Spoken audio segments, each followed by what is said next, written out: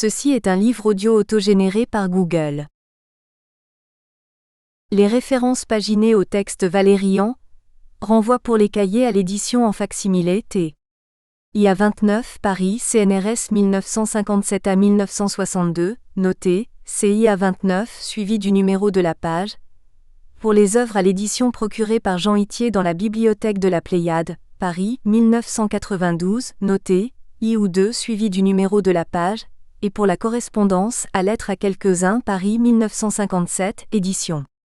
Gallimard, André Gide, Pierre-Louis, Paul Valéry, correspondance à 3 voix, 1888 à 1920, édition. Gallimard, 2004, et Paul Valéry André Lebet, Au miroir de l'histoire, édition. Gallimard 2004. Il faut regarder les livres par-dessus l'épaule de l'auteur. Paul Valéry. Prologue. Chose. Ce fut jadis le même mot. Rien de plus significatif que de dire de quoi que ce soit, c'est une cause.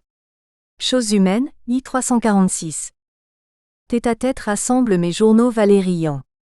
L'ensemble des signets placés de 1987 à 2009 est recueilli ici pour mémoire restante. Tête-à-tête en moi-même avec Paul Valéry.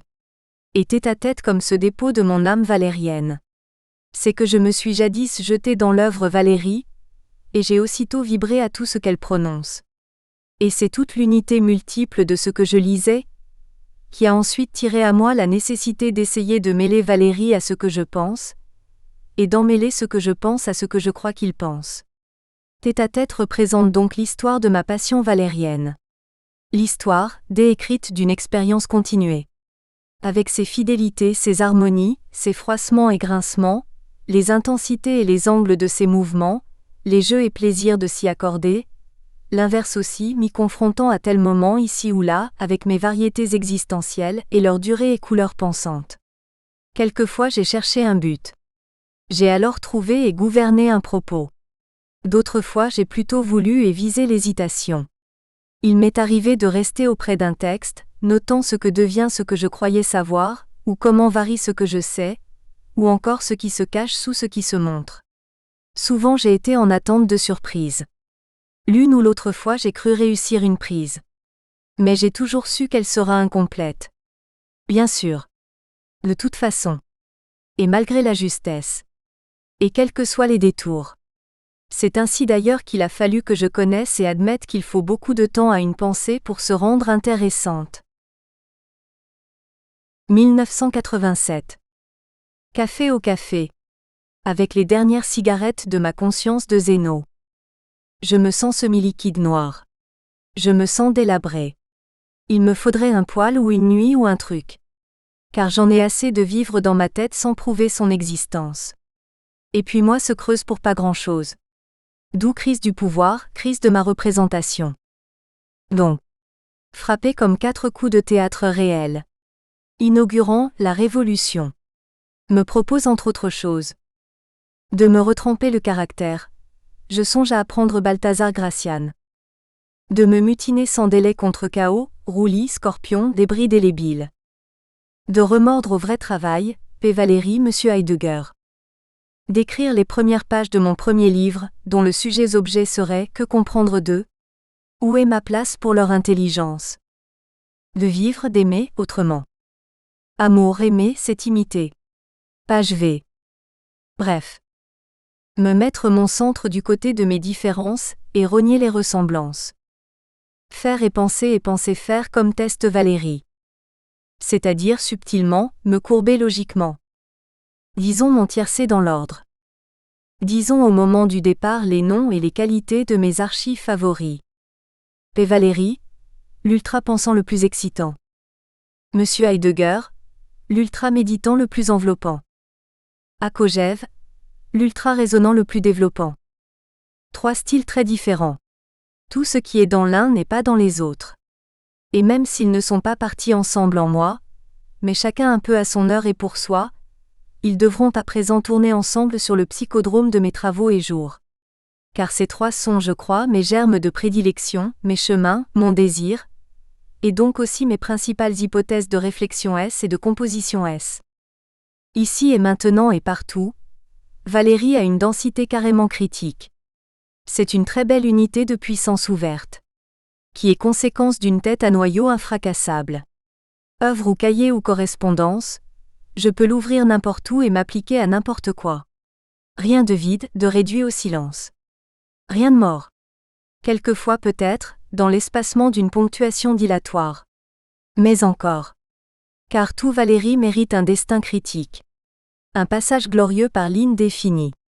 Par exemple un partage, un déchiffrage, un développement, un enveloppement, une exégèse, un rebond, une remarque, une reprise, un retour en arrière ou une réunion dialectisée. Travail à faire, à oser, à pouvoir, à préférer faire. Et il ne te manque qu'un titre.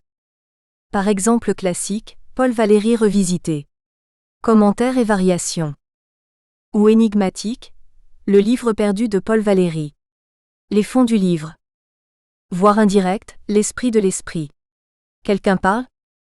Mais bref, chacun devrait être une sorte de Paul Valéry connu par la connaissance. Par exemple en préface S. 1. Est-ce se proposer une absurdité sans solution que de vouloir pouvoir connaître son possible ? Ou s'adonner à de très particulières équations de virtuosité ? 2. Qu'est-ce ? Ce qui demeure, tantôt éveillé, tantôt obscur, d'une pensée qui se pense et si profondément articulée à son langage régulier, ressenti, etc. 3. Ce reste résulte d'un travail. Un travail ou tentative, qui devrait démontrer une sorte de remuement de l'œuvre de Valéry. Car que reste-t-il d'autre à faire ou penser de Valéry, et qui, sans les apprêts et titres d'une thèse, excéderait toutes les recompositions trop déterminantes ? Par exemple en préfaces drôlatiques. Un café, cigarette, et ça déménage sans déraisonner. 2. Demain matin on raisonne gratis. 3. Penser au plus près, penser de tout près, bah. On se réveille sur n'importe quel sujet. Et la veille aussi, continue, n'importe quelle idée crânement osée. Lu Valéry. Valéry lu. Je n'en sors jamais. Et il me suffit de lire assez longtemps pour ressentir un vertige. Assez longtemps pour comprendre, douter de l'avoir, vérifier l'un ou l'autre, pour ensuite ou recommencer ou continuer. Mais ces allers-retours de conscience autocritique me font un effet de rond dans l'eau texte. Comme des univers successifs dans une eau sans paresse. Un vertige vertigineusement prétexté. Noise misosophique. 2 semaines de lecture. Lecture en long, en large et en travers de Valéry. Cahier Valéry. Et je m'incline, avec le chapeau bas, devant ce lieu Valéry de lien de pensée. C'est qu'il me désapprend, et me réapprend réellement tout ce que je sais et peux savoir. Petit à petit bouscule mes appuis intégrés. Désoriente et réoriente mes coordonnées intellectuelles. Craque ma lune philosophique. Mais ainsi me réorganise et me diversifie. En somme me refait. D'ailleurs je répercute avec malice, et même imite pour moi, sa rivalité avec le lieu philosophie. Ceci plutôt pour m'amuser et pour la galerie. Et pour ne pas suivre. C'est ainsi que je bavarde avec une insolence poussée jusqu'à l'injuste que le classiquement philosophique pourrait être quelquefois gélatineux. Et aussi que Valéry pourrait être maître de rayons critiques, qui dissèquent de la masse philosophique jusqu'à l'éclatement. Ce générique de cinéma est bien sûr fort de café. Seulement un peu vrai et un peu faux. Un peu bêtement surjoué. Certes. Mais quand même l'effet d'un sacré remue-ménage. Mes collègues philosophes sourient. Et avec raison. Car tout est bien. Mais ils ne comprennent pas l'importance philosophique pour moi, du misosophique valérien. Ni donc mon intérêt réel à reproduire une effervescence négative, contre la part pâteuse du philosophique. Moi non plus d'ailleurs. En tout cas pas pleinement, ou pour le moment ou si je devais tout m'expliquer. Mais moi j'y pense avec conséquence. Et vous allez voir ce que vous allez voir. En somme ceci, cahier carnet, ce sont des tas d'études pour some philosophie whose name I dislike, or a misosophie better, un tas de croquis for an abstract scheme of a complexity of thoughts. C'est 1572. Non-sens. Les années passent et quelquefois je repense à ma thèse foutue. Déjà le titre se posait là, en s'excusant du peu. C'était un culminant, le langage dans les cahiers de Paul Valéry. Pas moins. Aujourd'hui, je ne sais même plus comment j'ai pu imaginer d'écrire quelque chose de tel. Qui supposait ou espérait une assimilation assez totale pour composer une chimère de compréhension générale. Mais bref, je n'ai simplement pas pu. Ni su. Évidemment. Donc et au final, quasi rien. Rien du projeté ne s'est réellement prolongé, et tout le bazar est resté sur place. Entre-temps, je me suis bien sûr pardonné en abusant de mon droit de liberté subjective. Et maintenant ? Maintenant, je suis bêtement sans savoir ce que je vais pouvoir faire de différent. Cette thèse, j'aurais dû la faire. J'aurais dû avec Jean-Luc Nancy. J'étais le seul étudiant philosophe bombardant du Valéry. Mais dès le début, j'avais justement la bizarre impression que quelque chose était sur le point d'exploser. Ce à quoi j'ai finalement consenti en consentant à inobéir au vouloir quand même faire. Que voulais-je présenter exposé par moyen thèse ? Au fond, en matière de langage, ceci et cela, que Valéry, pensant son scepticisme, démontre de son doigt mental les plis définitionnels de sa pensée, et que donc le comment qu'une chose s'appelle doit être d'abord réapproprié par sa critique. Autrement dit que Valéry tente avant tout de reconstituer son capital sens en dévaluant et rectifiant les faux maîtres statistiques historiques. Ceci, s'appliquant surtout aux dénotations et connotations conceptuelles, pour installer au-delà de la mesure subspecie humanitatis, le critère self. Ce dernier toujours conquis puis validé entre le travail d'auto-reconnaissance et d'évitement critique. Tête à thèse. Tête à thèse et café. Je dis que Valéry veut faire la police dans l'espace-temps relatif de son propre contenu mental. Ce contenu retenu, ou conscience-connaissance, présume donc et transforme du reconnu, du méconnu et de l'inconnu. Et c'est aux trois, selon l'habit stylistique de l'analyse, que Valéry demande papier, crédit et valeur, identité et différence, pour y dénicher éventuellement ou non, le détail de détail qui sauve NT ou tue NT. Là où la chose devient grave, c'est quand je la délire jusqu'au bout. C'est-à-dire jusqu'à prétendre, démontrer que sa mise en face du sens n'est que ce qui lui reste à la fin après l'abandon de le poursuivre plus loin. Ceci arrive dans les cahiers, s'accidente dans les cahiers, et peut-être le sens des cahiers, et peut-être même le sens d'écrire. Ceux qui comprennent ne comprennent pas que l'on ne comprenne pas. Et ceux-ci doutent que cela comprenne. Mauvaise pensée et autres. 2-827. Journal. J'avais une thèse doctorante sur le feu. Mais elle a brûlé. Et maintenant, il n'en reste qu'une gelée calcinée. Bref, j'ai renoncé. D'une part, je le regrette. C'est un peu bête et j'ai fait facile.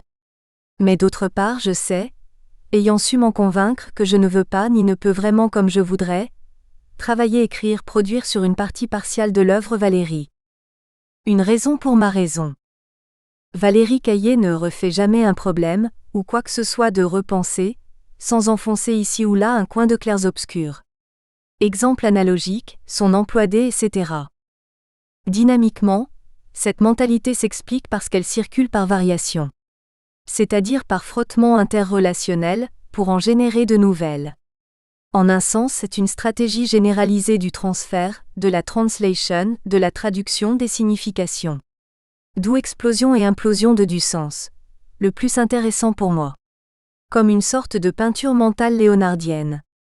Et alors le sens résumable, accommodé par le bon sens de lecture, valable, utilisable, partageable en thèse, n'est que la leçon plus ou moins révélée à tel moment du négatif photomental. La leçon plutôt insuffisante selon moi. Que ce soit à l'unité ou en somme, à l'instant de lecture ou dans l'addition thèse, etc. De plus, je n'aime pas trop briser des portes presque ouvertes. Disons que je ne simplifie et y consens, qu'oralement. Mais je ne laisserai plus jamais aucun écrit, à l'état d'oral. Et puis je déteste de toute façon répondre par l'écrit, à ce qu'il pleut en général et en particulier d'ennuyeux. Mais peut-être utile aussi suffit pour obtenir cette démotivation raisonnée, de l'allier à mon je m'en foutisme clandestin. Qui sait raser le rasoir saura effacer la gomme. Henri Michaud face au verrou. Donc écris au moins et décris le mieux, fixe du continu, croche le tien au travers du sien, le sien au travers du tien dans ton journal valérien. Monte et démonte toi-même dans la durée du temps ta filière, ou critique, de démon du changement pour le changement. Journal Valérian. Pour YD, écrire au moins au mieux ton apprentissage valérian. Y déposer les étapes de tes actes philo-valérians. La cadence de tes intentions et abstractions particulières. L'aventure de cette rencontre. Sympathie et différent, convergence et divergence, carrefour et bifurcation, choc et rebond, mélange et drôlerie. Bref, l'histoire existentielle théorique du Auseinandersetzung avec l'œuvre Valérie. Qui te permettrait de produire en tourniquant un texte à la fois heimlich et geheim, reconnaissable et secret. Un texte singulier à parcours personnalisé. Un texte comme je voudrais, peut-être au final et par coïncidence un texte intéressant et unheimlich, vrai inquiet étrange. Programme anthropo-littéraire. Trouver les modulations bonnes pour unir dans le même ouvrage les différentes activités, style, moment d'un esprit, le mien. CI 823. Rajoute-y ta bibliothèque valérienne. Ton choix annuel de textes élus. Textes commémoratifs, textes phares, textes enseignes, textes symboles, alimentant ton dictionnaire de ces idées très bien reçues. Sorte d'herbier d'intensité et d'essence, ou table d'opération, tablier d'échecs, tabula. 1988. Défaut d'être. Défaut de ma cervelle. Car il y a de Valérie à moi, une dimension réfractaire à toute transposition équivalente. En fin de compte, sentiment de ne jamais être à sa hauteur. Pas même parallèle. Je ne peux pas parler de lui sans le simplifier. Et je ne peux pas le simplifier sans le déformer. Bref, il me semble être en excès irréductible sur l'efficacité de mes significations. Et c'est ainsi que je sens que je ne peux pas le redire comme un écho interne. Concernant mon travail, Valérie, rien n'est fait. Négativement dit, c'est la chose même. Mais je me fais tout simplement une contre-proposition consolante. Une évidence de conscience consciente. Car voici. Mon sentiment d'incompréhension ne surgit que là où ma parole écrite vient à manquer. Si elle ne peut rien dire, le pari de comprendre reste sans réponse. Mais tant qu'elle exprime un brin, même vaguement, il y a aussi du courant énergétique, qui lui-même fait exister les vagues d'une composition de compréhension S. Moralité, il ne faut jamais oublier d'ajouter à l'espoir du livre en général, l'espoir positivement régulier, d'une petite phrase supplémentaire. Sel et poivre. La statue Valérie a bien des aspects. Moi, j'ai au moins une centaine de bonnes raisons pour l'estimer, le pratiquer et le préférer. Et parmi celles qui s'additionnent, il en est une épidermique. C'est que Valérie, quelquefois, me fait franchement joyeusement rire. Me fait rire avec plaisir au premier et à d'autres degrés. Bref, je le sais, cet homme me plaît tout à fait. De la tête aux pieds, en passant par la qualité des poses, le contraste des situations jusqu'aux images de ses comportements. Là, je viens de lire les propos familiers de Paul Valéry d'Henri Mondor. En gros, une sorte de portrait fait d'acte ou d'échantillon de présence d'un Valéry rendu au monde de tous les jours. Donc un Valéry non pas raconté mais détaillé en personne. Surtout du Valéry enregistré. Le mémoire mondorienne. Et ce monsieur devisant et conversant, répliquant et blablatant et simplement et génialement bon vivant, bout en train, blagueur, emballeur, déconneur, etc. Hyper drôle. J'adore. Par exemple cette séquence menue d'avant Gueuleton, chez La Pérouse le 26 juin 1928, avec le philosophe Alain, où un Valéry d'humeur enjouée et les pieds sous la table, réclame quelques pièces de résistance à se mettre sous les dents. Page V, non, pas de caneton pour moi. De la viande, de la vraie sinon du poulet. Sans viande, vous n'auriez avec vous que Monsieur Néant. Henri Mondor, propos familiers de Paul Valéry. Et puis cette autre d'avant munition de mâchoire, chez Carton Lucas le 22 juillet 1941, presque à ce même moment où l'âme pénètre le corps. En tout cas le semble-t-il. Par et pour l'en-cas substantiel. Le maître d'hôtel apporta un château brillant de belle dimension, et le promena, en tour d'honneur, autour de la table. On n'en revenait pas. Ah que c'est beau, s'écria Colette, et Valérie enchaînant, ce n'est pas un ange qui passe, Dieu merci, mais un bœuf. Par ces temps je le préfère. Henri Mondor, propos familiers de Paul Valéry. L'affaire sous peu, phrase. L'exception confirme et suppose la règle. C'est dire que je reviens à mes moutons valérians en leurs eaux dormantes. Mieux. Je cours au secours d'eux qui ne doivent devenir dépouilles au centre du temple de ma culture opaque. Mais je ne dois pas regretter mes tours et détours et pelotes de flux emmêlés. Car si je veux bâtir un texte cathédral de dislocation pointue sur des choses que je ne sais pas d'avance, je dois d'abord l'espérer, et donc consentir à miser sur des faces encore cachées. Il faut que je me déparalyse. Que je cesse d'imiter des formes de mon passé soi-disant philosophe. Donc que je cesse de chercher les conditions d'une pseudo-identité. Et que j'aille, avec jeu et sans reculer sans cesse, à l'éclaircie du fini dans l'infini. Mais de toute façon, mieux vaut reproduire une expression instable d'une part de vérité qu'un inerte que sais-je, pour instruire quelque chose de tout cela. Car c'est cela, et rien que cela qui sera peut-être susceptible d'éclairer ma reconnaissance à et de la chose valérienne. Talmudisé. Parc des Comtades, synagogue de la paix. Ce que j'aimerais, c'est produire, réaliser une bonne et belle herménéia du texte Valérie. Mais une herménéia pensée sans rigidité basique, déformalisée, et écrite avec le souci de prendre le contre-pied de toute attitude agenouillée d'idolâtre. Autrement dit, je voudrais bien sûr reproduire le plus précisément possible du sens Valérie. Mais avec grâce à, ou malgré, moi comme sujet réel. Donc ce serait une herménéia comportant de façon variée mes circonstances ou points de vue, ou propriétés de compréhension. Ceci dit, rien ne va de soi quelle que soit la digression. Donc j'attends des jours meilleurs. Le clair pour aujourd'hui, c'est que c'est quelque chose que je n'ai pas encore, donc quelque chose qui transcende l'avoir et l'être. Quelque chose qui s'achèvera peut-être à la fin. Et qui deviendrait dans l'avenir, ma possession. Mais l'avenir est futur qu'on ne peut avoir. Donc j'attends encore et toujours. Cahier Valérie. Qu'est-ce que cela signifie ? Je veux dire, qu'est-ce que cela signifie quand ma lecture me déporte vers les bords extérieurs de ma compréhension ?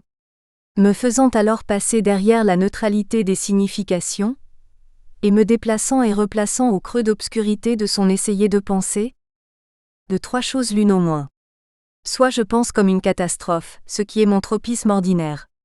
Soit je ne vais jamais à l'essentiel mais préfère parcourir une longue suite de hors-sujet, afin de me persuader du retour d'un certain même.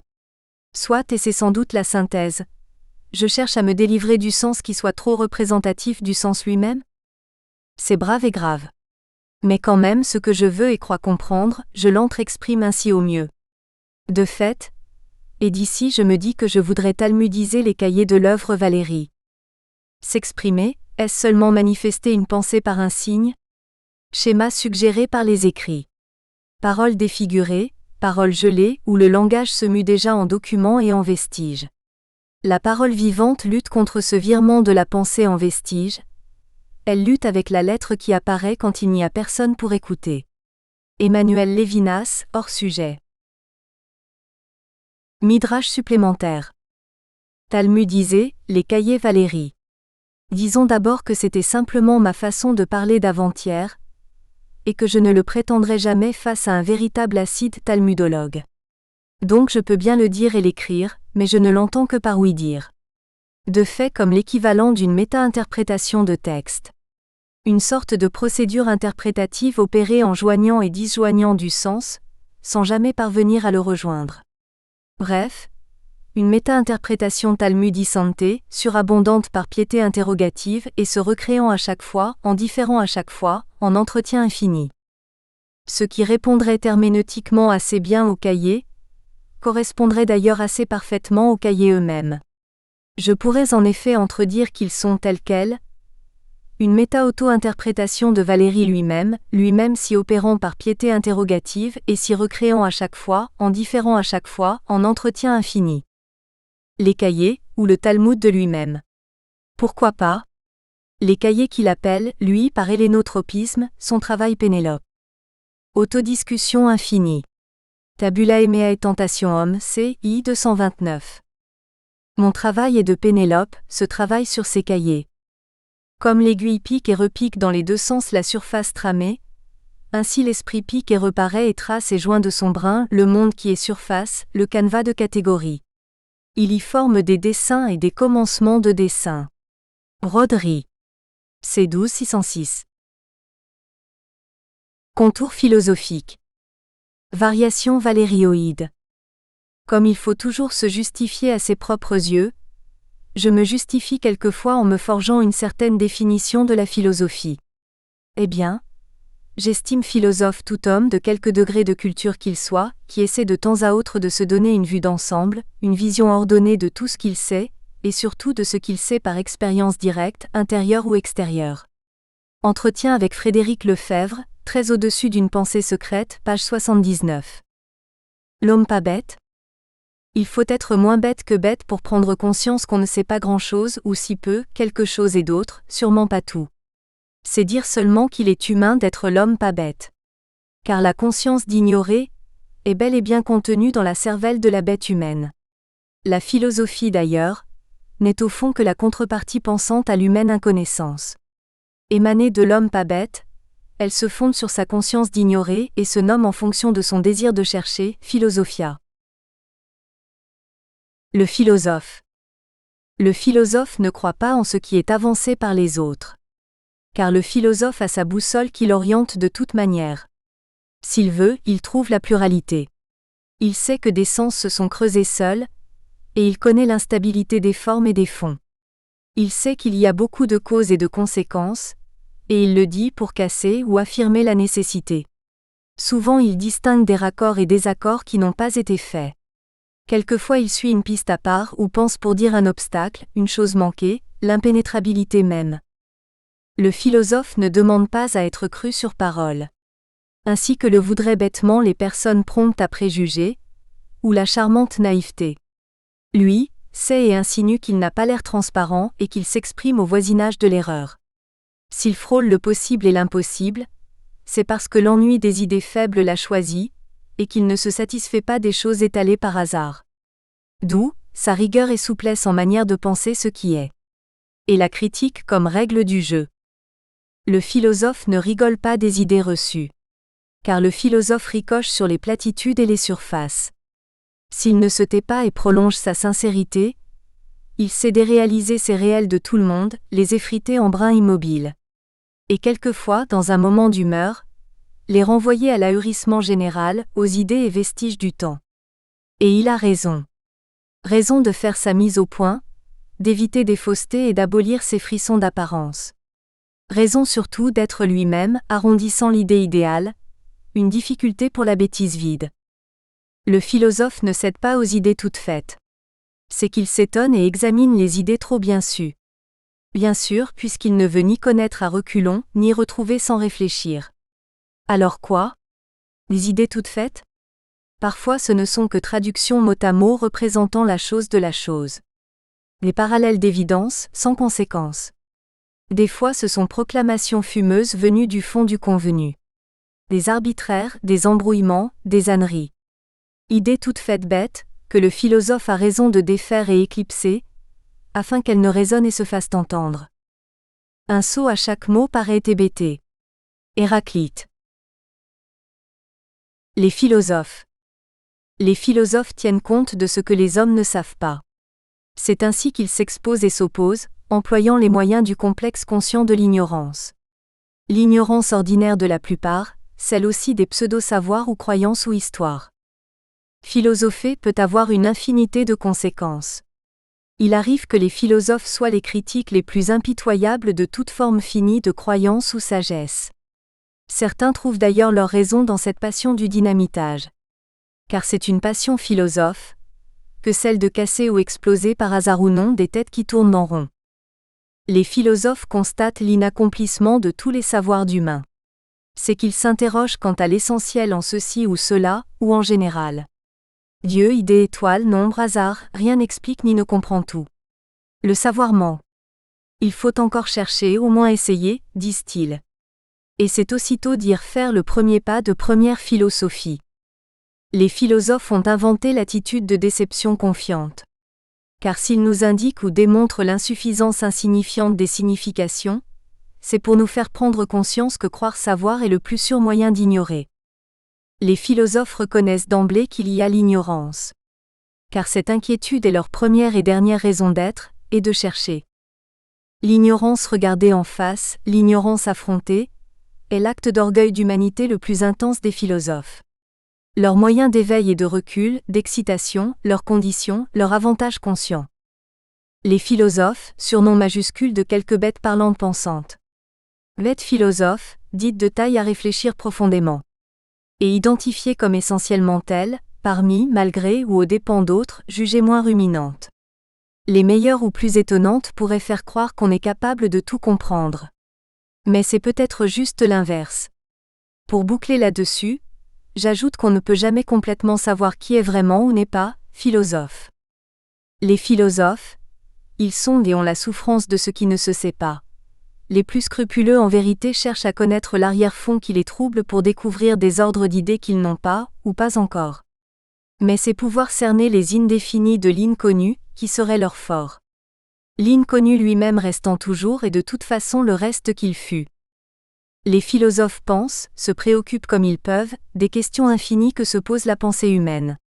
Quelquefois, à force de penser à l'essentiel en ceci ou cela, il leur arrive ou échappe sûrement des lambeaux de vrai. Ces questions sont le partage de la pensée humaine.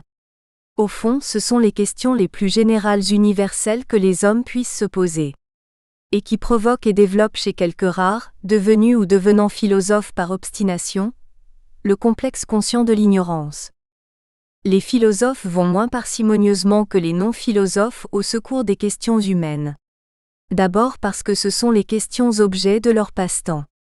Mais surtout parce que leur propre moteur s'allume, puis philosophe à l'effroi de l'inconnu. Gladiator. Penseur. Ce nom ridicule. Pourtant il est possible de trouver un homme ni philosophe ni poète, non définissable par l'objet de sa pensée, ni par la recherche d'un résultat extérieur, livre, doctrine, science, vérité, mais qui soit penseur comme on est danseur, artiste non tant de la connaissance que de soi, qu'il préfère à toute connaissance. Elle n'étant jamais que l'acte particulier que lui peut en somme, rendre toujours plus fin, plus vrai, plus élégant, plus étonnant, plus universel ou plus singulier, etc. CVI 173. Les philosophes. Les philosophes. L'un a la tête comme une tour et celui-ci comme une barrique.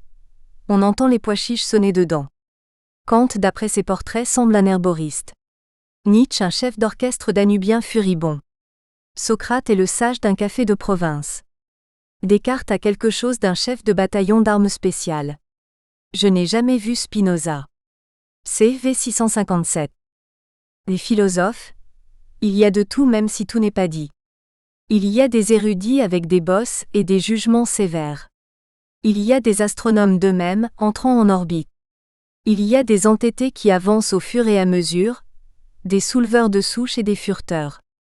Il y a des flèches et des génies, des locomotives et des interrupteurs. Et autour de ces monuments, d'autres protagonistes qui veulent et peuvent se frotter les uns aux autres.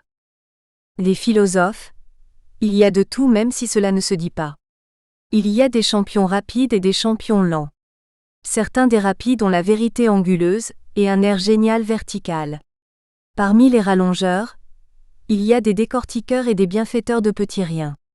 Il y a aussi des dépressifs qui s'écrasent les cervelles et font des trous noirs. Il y a de tout, puisqu'ils sont humains et que la vie les épouse. Quelquefois lorsqu'ils sont entre eux, s'entrechoquant ou se causant, ils se flairent mais se reconnaissent difficilement. J'ajoute qu'ils ne sont pas tous gentils, et que certains ont mauvaise réputation. Les philosophes. Il y en a qui s'intéressent au tout. Des philosophes pour lesquels la tâche sera de s'en saisir en le représentant en tout. Des Weltanschauer immenses. Les esprits produisant d'universelles leçons, des résumés capitaux, des discours pleins. Et il y en a qui s'intéressent à l'une seule chose. Les philosophes qui la recreusent alors en tout, quelle ou telle qu'elle soit. Des denkers terribles, des rayonneurs, produisant tout autrement le nouveau point de vue. Philosopher. Philosopher, synonyme d'être en vie pour questionner et chercher à savoir. Autrement dit, sachant que savoir tout manquera toujours, en prendre son parti, et essayer par régularité pensante de traverser des opacités et combler des intervalles inconnus. Extrêmement, c'est désirer s'égarer pour retrouver en pensée. Désirer vivre par passion ou invasion, devoir ou succession pour répondre à et de l'inconnu. Instinct complexe que cette sympathie pour l'inconnu. À la fois mobilisation et vœu d'œuvre. Persévérance ou destin. Car après ne resteront que de vieilles enceintes, relativisées, vaporeuses. Les extravagances fanées, les ruines du formel restreint et du significatif incomplet. Restera aussi le reste qui semble tout inépuisable. Et qui pourtant déjà aimante à continuer, à poursuivre. Pas de fin à ou de la philosophie. La philosophie est à proprement parler nostalgie, émouet, quelque chose qui pousse à être partout chez soi. Novalis. 1989. Discuter avec un agrégé d'italien qui avait des connaissances valériennes. Lequel connaisseur me demandait un peu ironiquement à son sujet d'estimer et de diviser la part italienne de la part française. Mais moi en réponse. Peu m'importe qu'il soit italien ou français, ou provençal occitan ou pékinois. Tout ceci est fait divers pour la fortune critique des frontières. Valéry est tel quel. Il est ce qu'il fut, et il sera d'avoir été ce qu'il fut. Lui, ce point infini, n'est réductible à aucune espèce de bocal national. Pas d'enceinte solide. À la rigueur, je dirais, pour sa zone d'enchantement, méditerranéen. C'est-à-dire logique. Informé par la logique pensante. Unissant son univers par les liens de la pensée. La sienne de toute façon. Sa combinaison vivante. Et l'exploit régulier de son emploi régulier. Logo. Potentia, discursus, ratio, etc. Car voilà comme c'est dit sérieusement dans la Serrata col signor test, la stupidità non è affar mio, qui dit en même temps une manière de tabula rasa. Tête sans paresse. 8 heures. Levé avant 5 heures. Il me semble à 8 avoir déjà vécu toute une journée par l'esprit et gagné le droit d'être bête jusqu'au soir. C 17 794. Comment cela une tête sans paresse? Car c'est souvent d'abord comme cela que je représente P. Valéry, à qui que ce soit que j'en parlote. Aussitôt que cette expression a un peu ou particulièrement frappé, j'ajoute la preuve impressionnante des cahiers. Les cahiers de P. Valéry, donc premièrement leur gabarit en volume et pages et d'autres choses de cet acabit, et dès que cette bête quantité a un peu ou particulièrement hébété, je surajoute encore l'extrême densité de qualité et de génialité de toute cette énormité. C'est que ce sont précisément les cahiers d'enregistrement d'une tête sans paresse, cahiers d'une tête opiniâtre, principalement pleins des traces accumulées de ses actes ou exercices intellectuels. L'ahurissant pour moi, ressenti chaque fois à la tempe, surtout en lisant les cahiers, c'est la vitalité parfaitement voulue, rituelle de sa pensée. Pensée éveillée à l'élancement de son angoisse particulière, constante à se surprendre lucide, sans paresse à la recherche d'une continuité d'approfondissement qui ne laisse rien échapper, et qui partout donne des occasions d'instantané. Pour que et sans que rien ne soit arrêté, idée fixe. Mobilité et avenir dans chaque instantané du pensée, esprit de suite, à demain matin. Sans discussion. Je l'ai dit et répété, balbutié et raciociné, Valéry est philosophe. Et il ne s'agit pas seulement de l'asseoir sur ce gradin pour le fixer dans l'histoire. Valéry est philosophe parce qu'il philosophe. À condition d'ôter à ce pur, rechercher toute idée conçue d'avance et toute idée d'acquis définitif. Et même s'il ne s'est jamais avancé comme philosophe, il a néanmoins produit, s'installant pour lui-même ce qu'il... Nous espérons que vous avez apprécié cet aperçu. Pour continuer à écouter ce livre audio sur Google Play Livres, utilisez le lien dans la description de la vidéo.